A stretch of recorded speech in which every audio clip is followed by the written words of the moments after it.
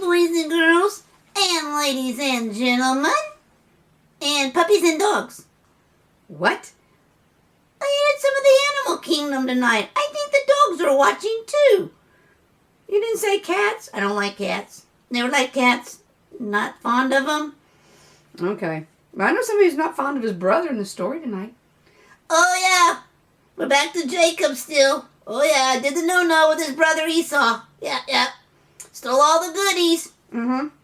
Can you read it to us tonight? I sure will. Here goes. Now, when Esau discovered that Jacob had claimed the blessing that really belonged to him, he became so angry that he wanted to kill his brother.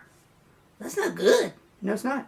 He planned to wait until their father died. Oh, nobody to save him then. Right. Then when Jacob took over his father's possessions, Esau would kill him and have the land and battle, the cattle. That rhymes, battle cattle. I know it does. For his own. But Rebecca, that's the mommy, remember? Still protected her favorite baby boy, Jacob. And she sent him to someplace else. Where? Well, she heard about Esau's evil plans. Did somebody text her? No. Email? No. Facebook? No. How'd you learn it? Word of mouth. Whoa. Face to face. Yep. She warned Jacob that he needed to leave at once. Get out of Dodge, babe. Yep. Mm-hmm. Go to your brother, my brother Laban. So that's Uncle Laban. Mm-hmm. Stay and visit him a while. And then perhaps Esau will forget his anger. Oh, forget that. When he does, I will send for you to come back to us.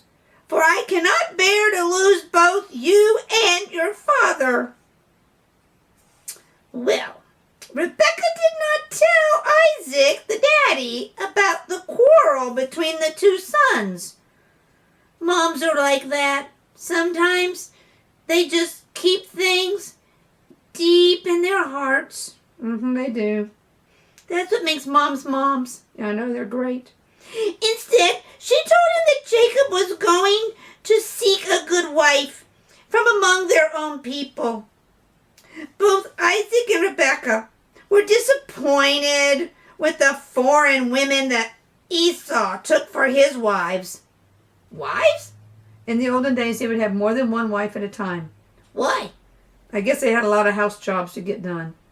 Oh, that'd be nice to have help. Then Isaac agreed that Jacob should find a woman that worshiped the true God. Oh yeah, that's good. Like most fathers, he forgave Jacob for fooling him. Hey, what's today? April the 1st. It's April Fool's Day. Yeah. But this wasn't April Fool's Day, the story? No, it wasn't. Okay. He forgave him for fooling him about the birthright. And he gave him his parting blessing for hitting the road. Okay. He bidded his mother and father goodbye. Jacob set out on a long journey alone. As he traveled slowly on his way, he thought about the trouble that he had brought upon himself. Oh, he got some time out thinking. Mm-hmm, that's what it was. He was afraid that his own brother would kill him. Deserved it. And he did not know if he would ever feel safe to return home. Deserved it. He wondered if he would ever see his old father again. What good was a stolen birthright now that he might never be able to go back and take his father's place? Boy, he's got himself in a pickle. Mm-hmm. Jacob was sorry that Esau hated him and that he might never own his father's lands and flocks. But more than that, he was afraid that God was displeased with him too. Well, go figure. You lie and steal and cheat, and God's going to be smiling at you? Keep reading. He knew that he had lied, cheated, and stolen something which was not his. Perhaps he prayed to God for forgiveness as he trudged along his lonely path.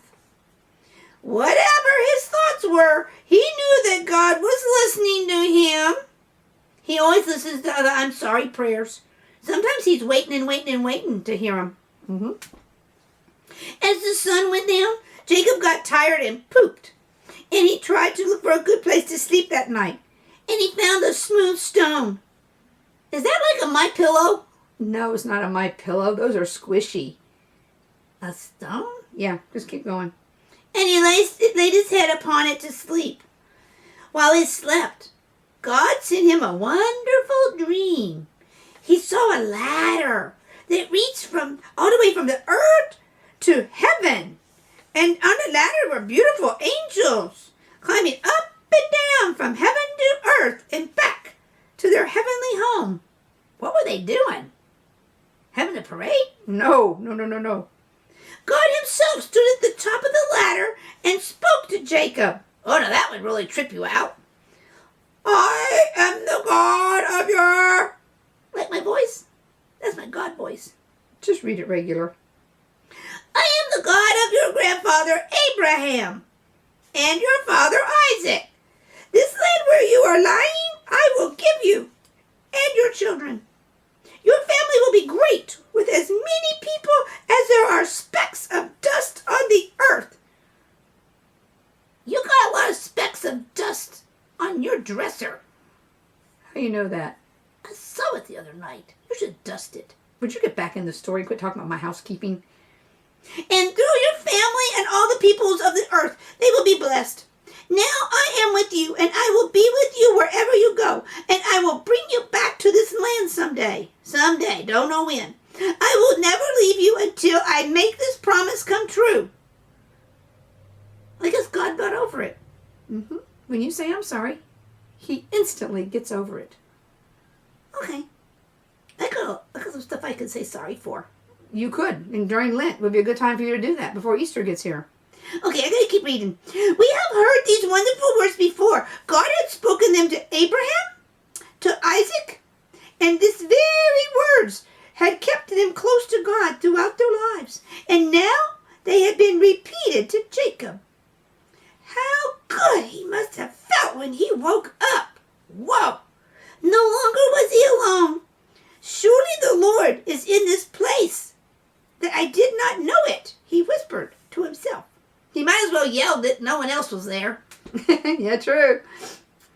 Why, this is the house of God, and this is a gate for heaven, he said. And he took the stone that was his pillow, and he stood it up, like that, and he made a marker place. And he called the place Bethel. Want to know what it means? I think it means the house of God.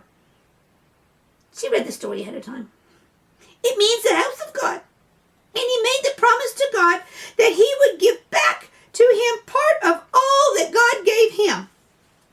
After the wonderful dream, Jacob must have felt much, much better as he continued his journey. With God traveling with him, the tiresome trip seemed easier. You know what? All of life is easier if you take God along on the trip. Yeah. Anything else? Yeah. Snuggle down, kiddos! Pull up the covers! And dream about